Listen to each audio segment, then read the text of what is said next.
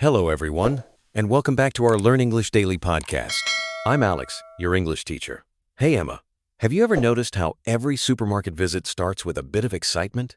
I always feel like there's something new on the shelves, even if I just went last week. And I'm Emma. Hi, Alex. I always end up grabbing things I didn't plan on. But today, I'm actually excited to talk about all the English phrases you can use while shopping. I feel like it'll make grocery trips a lot smoother. It really does help, trust me. Even just saying a simple greeting sets the mood. Like when you walk in and say good morning to the staff. It feels warmer, right? Honestly, a friendly hello can go a long way. Once I was super nervous, but after greeting the cashier, everything felt less awkward. It's such an easy way to start. Jumping off that, greetings are more than just words. They open the door to friendly interactions. Starting with something like good morning or hello really changes the vibe. That's so true because when I skip the greeting, the conversation feels colder. Even asking for help gets easier if you start with a smile and a hello. Exactly, and it's a small habit that makes a big difference. Plus, if you're learning English, practicing greetings is a great first step. No pressure, just friendly. For sure. Next time, maybe I'll even try saying, "Hi, how are you?" to the staff. What do you think, too much or just right? Not too much at all. And speaking of conversations, what if you can't find something, say, sugar? How would you ask for help? I used to just say, "Where is the sugar?" But it always felt a bit abrupt. Then I learned to start with, "Excuse me," and it felt more natural. "Excuse me, where can I find sugar?" That's a great shift. Adding, excuse me, is like a magic word in English.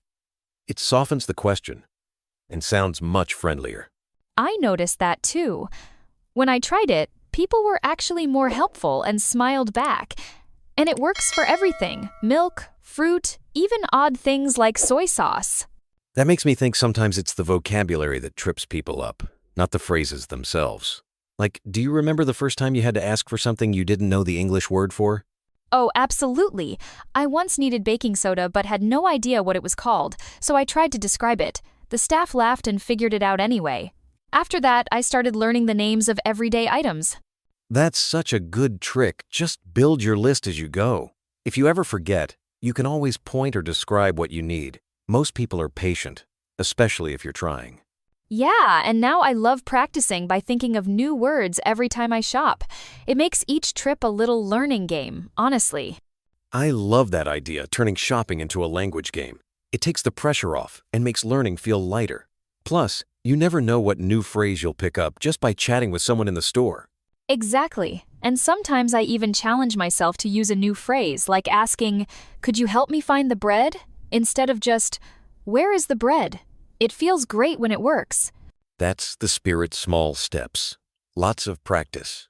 So, to everyone listening, next time you're at the supermarket, try a greeting, ask for help politely, and maybe learn a new word or two.